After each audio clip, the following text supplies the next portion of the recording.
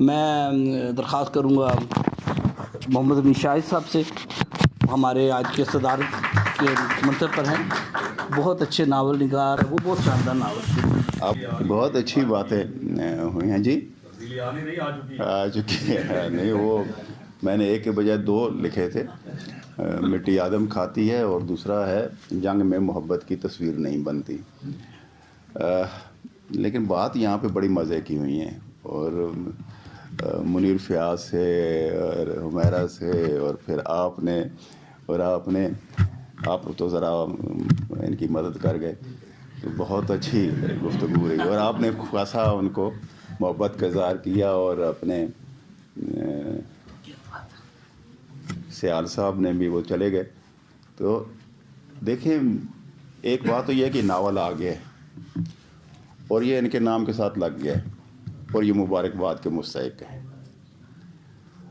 بہت سارے اعتراضات ہوتے رہے. مثلا منٹو صاحب نے کہا بیدی کو کہ یار تم لکھنے سے پہلے سوچتے ہو، لکھتے ہو یہ سوچتے ہو، اور لکھنے کے بعد بھی سوچتے رہتے ہو. گویا تمہاری جو لکھتے ہو، وہ بیدی نے اس کی تشریح کی کہ گویا یہ کہہ رہے ہیں کہ میں جو لکھتا ہوں اس میں واقعات کے اندر رکاوٹ آتی ہے سوچتے ہوئے، اور اس میں رکھنے پڑنے شروع ہو جاتے. تو انہوں نے کہا کہ جو سردار ہے وہ چول پہ چول بٹھانے کا ماہر ہوتا ہے، اور میں چول پہ چول تو بٹھا لیتا ہوں، یہ اس نے کہا. اور اگرچہ اس نے پھر منٹو کو تانا دیا کہ نہ تم لکھنے سے پہلے سوچتے ہو، نہ لکھتے ہوئے سوچتے ہو، نہ لکھنے کے بعد سوچتے ہو. اس کے باوجود آپ دیکھیے، بیدی ہے اور کھڑا ہوا ہے، اور منٹو ہے اور وہ بھی موجود ہے. تو آپ جب ایک کریٹو بات لکھ دیتے ہیں اس میں 100 خامیاں ہوں، اس نے پھر کہیں نہ کہیں اپنی جگہ بنا لینی ہے، پینٹریٹ کرنا ہے اس جگہ پہ. لیکن چونکہ ہم لکھنے والے ہیں تو ہمیں اپنا محاسبہ بھی کرتے رہنا چاہیے. اور بالکل درست ہم یہاں پہ جو گفتگو کر رہے ہیں وہ اس لیے نہیں ہے کہ ہم اسے رد کر رہے ہیں، بلکہ اس لیے ہے کہ کہاں کہاں گنجائشیں تھیں، گنجائشیں رہ گئی ہیں، ان پہ بات ہونی چاہیے. آپ نے بہت اچھی باتیں کی ہیں، اور اس طرح سب کچھ حلال بھی ہو جاتا ہے. مثلا ہم ویسٹ لینڈ کو جب پڑھتے ہیں تو ویسٹ لینڈ کو بہت سارا کاٹا بھی گیا تھا، لیکن اس کے باوجود اس میں بہت کچھ ایسا ہے جو دوسری زبان کا ہم کہتے ہیں کہ قبول کر لیتے ہیں، اس میں صحیح ہے. آپ نے درست کہا کہ زبان کو جو بولی جا رہی ہے اس میں وسعت بھی ہونی چاہیے، نئے لفظ بھی آنے چاہیے، علاقے کے لفظ بھی آنے چاہیے. لیکن جو بات منیر فیاض نے کہی ہے وہ پھینک دینے والی نہیں ہے. منیر فیاض نے بڑی اچھی بات کہی. اس نے کہا کہ بھائی آپ جملہ ہی ایسا کیوں نہیں بناتے جس کے اندر جو لفظ آپ لے رہے ہیں وہ خود بول پڑے کہ میرے معنی یہ. تو جب آپ ایسا جملہ استعمال کریں گے تو اس لفظ کی گنجائش بھی نکل آئے گی. دوسری بات جس کی طرف ارشد چہل نے اشارہ کیا وہ بھی بڑی اہم ہے. وہ دیکھیں، ارشد چہل یہ کہہ رہے ہیں کہ بھائی جہاں مکالمہ آ رہا ہے تو جس قبیلے کا وہ آدمی ہے اس قبیلے کے الفاظ استعمال کرو، کوئی بات نہیں. ظاہر ہے وہ اگر کمار ہے اور وہ لفظ استعمال کر رہا ہے اور وہ اس کی جگہ کے پہ وہ کسی ملاح کے لفظ استعمال کرے گا تو وہ تو نہیں جچیں گے. اسے اسی قبیلے کے لفظ لے آنے چاہیے جو اس مٹی کے گارے کے حوالے سے ہیں. لیکن جو بیانیہ آپ بنا رہے ہیں، جو آپ لکھ رہے ہیں، جو راوی لکھ رہا ہے، تو جو ایک دفعہ وہ زبان اختیار کر لے گا وہ آخر تک چلے گی، اگر وہ راوی کردار نہیں ہے تو. لیکن اگر وہ راوی کردار ہے اور راوی کردار ہی آپ اٹھا رہے ہیں اس گاؤں سے یا اس لوکیل سے، تو پھر اس کے پاس گنجائش تو ہوگی کہ وہ لفظ ویسے استعمال کرے. ادروائز نہیں. جہاں آپ استعمال کرتے ہیں دو طرح کے الفاظ، یعنی ایک جگہ پہ آپ ذرا اچھی زبان استعمال کرتے ہیں، اور وہ بہت زیادہ اچھی زبان اس میں استعمال ہوئی ہے. بہت سارے مقامات آئے ہیں کہ لطف آتا ہے کہ آپ مجھے ان پہ کہنے زبان کا پتہ ہے انہوں نے. لیکن مسئلہ یہ ہے کہ ان بہت ساری جگہوں پہ انہوں نے بنا کر لکھا. فکشن میں جہاں بن کر اور بنا کر لکھا جائے وہاں پہ رکاوٹیں پیدا ہو جاتی ہیں. وہ حالانکہ آپ نے محنت کی ہوئی ہوتی ہے اس کے اوپر, آپ نے لفظ چنے ہیں, آپ گئے ہیں, آپ نے اچھا مجھے بہت سارے لفظوں کے معنی صحیح معنی میرے لیے نئے لفظ تھے, میں نے سیکھا ہے, اسے بہت کچھ سیکھا ہے, خدا گواہ ہے. میں نے ان کو بار بار دیکھا ہے, اور پھر میں نے ابھی بھی بحث کر رہا تھا ادھر بیٹھ کے بھی, پہلے بھی میں نے یہ دیکھا ہے کہ کئی لفظ ہمارے ہاں کچھ اور طرح بولے جاتے ہیں, یہاں کچھ اور طرح اس میں وہ آئے. مثلا میں یہ دیکھ رہا تھا کہ ہمارا چونکہ میرا اٹک کا علاقہ اور اس طرف ہے, اس طرف وہ لفظ کسی اور طرح بولے جاتے تھے, وہاں انہوں نے اس کے نیچے دے دیا. ویسے وہ اس کے لیے فٹ نوٹ بھی, پاور کی حاشیے میں وہ الفاظ کی معنی بھی دے دیے. تو یہ محنت ان کی نظر آتی ہے جو کی ہوئی ہے. کیا ہی لطف ہوتا کہ یہ محنت نظر نہ آتی اور وہ فکشن جو ہے وہ یوں اوپر آ جاتا.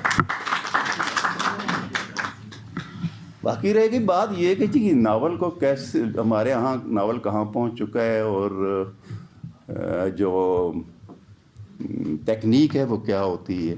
ایک تو بات یہ ہے کہ ٹیکنیک ناول کا جو سبجیکٹ ہے, ناول کا جو کردار ہے, ناول کا جو لوکیل ہے, جس موضوع پہ آپ لکھنے جا رہے ہوتے ہیں, جس صورتحال کو آپ لکھنے جا رہے ہوتے ہیں, جن الجھنوں کو آپ سلجھانے جا رہے ہوتے ہیں, وہ اس کی طے کرتے ہیں, آپ نہیں طے کرتے. یہ نہیں آپ اپنے طور پہ زبردستی کوئی ٹیکنیک اگر بنانے کی کوشش کریں گے اور آپ کے پاس وہ کانٹینٹ نہیں ہوگا, وہ مواد نہیں ہوگا جسے اس تکنیک میں استعمال برتا جانا چاہیے, تو یہ دونوں گڑبڑ ہو جائے گی. تو تکنیک جو ہے وہ کئی صورتوں میں کردار کی جو طرح اہم ہو جاتی ہے, اور اس کا جو منصب ہے وہ سنبھال لیتی ہے. ایک پورا کریکٹر وہ بن کے کہانی کے بیانیے کے اندر آتی ہے. بہت سارے ناول آپ ایسے دیکھ سکتے ہیں جس میں اگر اس تکنیک میں نہ لکھے جاتے تو ان کے کوئی معنی نہیں ہوتے, لیکن وہ تکنیک ہی ہے جو ان کے معنی انہیں عطا کر رہی ہوتی. تکنیک اس سے الگ کوئی چیز نہیں ہوتی, وہ پورے اس بیانیے کے ساتھ وہ ضم ہو کے, اس کا حصہ ہو کے وہ آ رہی ہوتی. تو تکنیک کی جب بھی ہم بات کریں تو یہ سوچا جانا چاہیے کہ کیا یہ جو میں نے میرے پاس جو مواد ہے, کیا میں اسے سلیس عام انداز میں لکھ سکتا تھا. اگر میں لکھ سکتا تھا تو پہلی کوشش یہ ہونی چاہیے کہ اسے اسی طرح ہی لکھا جائے جیسے کہانی جو ہے.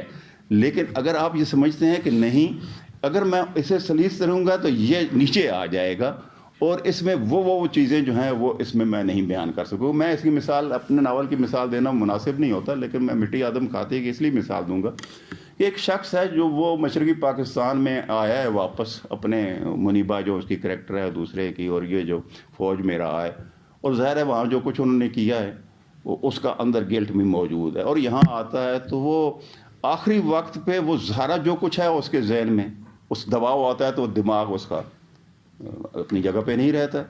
اب جو کچھ اس سے میرے جو جملے کہلوانے تھے وہ تکنیک کے علاوہ میں نہیں کہلوا سکتا تھا. جو وہ حرکتیں کر رہا ہے وہ میں اس کے علاوہ نہیں کر سکتا تھا, تو وہ پوری تکنیک مجھے پیچھے سے پھر لے کے آنی پڑی. تو اس لیے اس طرح کے بہت سارے چیزیں ہیں.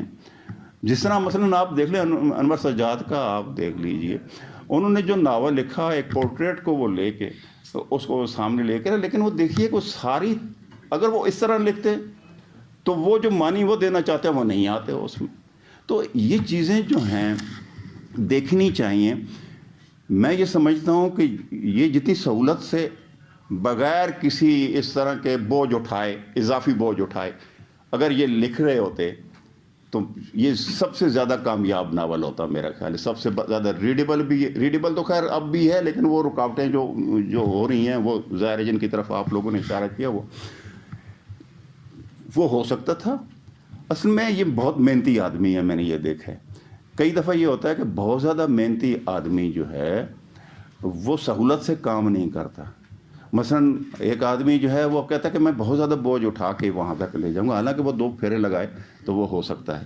میں نے یہ نہیں دیکھا ہے کہ میرے پاس یہ آئے ہیں, بیٹھے ہیں, انہوں نے اپنی کئی تحریریں وہ جو مجھے دکھائی ہیں, ہم نے بیٹھ کے ڈسکس کیا, میں نے پڑھی بھی ہیں, اور حیرت ہوئی ہے مجھے کہ یہ پھر کچھ وقت کے بعد آئے تو وہ انہوں نے اسے ری رائٹ کیا ہوا تھا اور بڑی محنت سے اسے مختلف کیا ہوا تھا.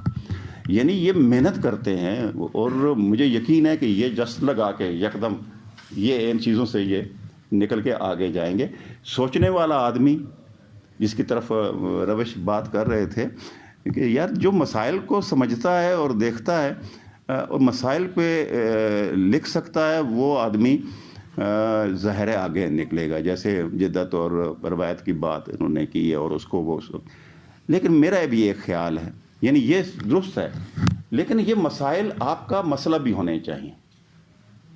یعنی میرے اگر وجود کا مسئلہ ہی جدت اور روایت نہیں ہے, کہیں تصادم جو میرے اندر نہیں ہو رہا, تو میں اگر اسے موضوع بنا کے لکھوں گا تو وہ مجھے بالکل ایک مصنوعی سا ایک اس میں سلسلہ آ جائے گا, اور اس میں جسے کہتے ہیں نا ساختگی, وہ چیزیں بے ساختگی نہیں ہوگی, اس میں ساختہ پن آ جائے گا. تو جب تک مچھلی جو پانی کے اندر جائے گی نہیں تو تب تک وہ گیلی نہیں ہوگی اس طرح.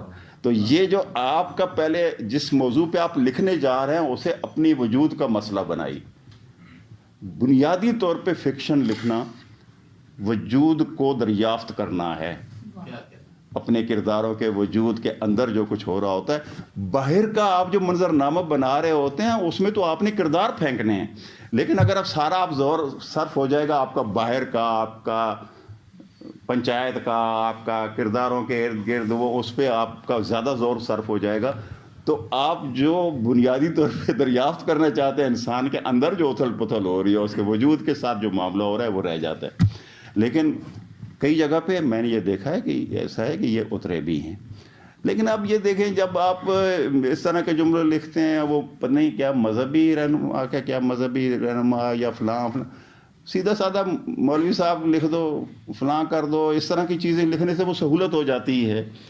جو گاؤں کی ماحول ہے جس میں اسے بلایا جاتا ہے اس کا کوئی نہ کوئی نام تو لیتے ہیں نا, تو اسی طرح ہی نام لینے سے وہ سہولت ہو جاتی ہے اور چیزیں وہ سامنے آتی. بہت اچھی بات کہی چراغ کے حوالے سے. گاؤں کا اگر آپ دے رہے ہیں, اتنے سارے پنجابی لفظ استعمال کر رہے ہیں, تو دیوا کدھر گیا؟ آپ لوگوں نے کہ چراغ ہی اگر اس کا ہوتا تو زیادہ بامانی ہوتا. لیکن اس سب کے باوجود یہ تو ہماری تجویزیں ہیں نا, تخلیق کا مرحلے سے ان پہ گزرے ہیں, تکلیف تو انہیں ہوئی ہے, راتیں تو یہ جاگے ہیں, سوچا تو انہوں نے ہے, تو جو کچھ انہوں نے کیا ہے اس کے لیے تو یہ مبارکباد کے مستحق ہے نا. ہم تو باتیں ہی کر رہے ہیں نا بھائی. بہت شکریہ جی, آپ بڑی محمد میشا صاحب بہت شکریہ. محمد میشا صاحب کی گفتگو بہت ہی تجاتی اور صدارتی گفتگو, بہت شاندار. میں سمجھتا ہوں کہ بہت ہی خوش قسمت ہے ڈاکٹر عثمان غنی.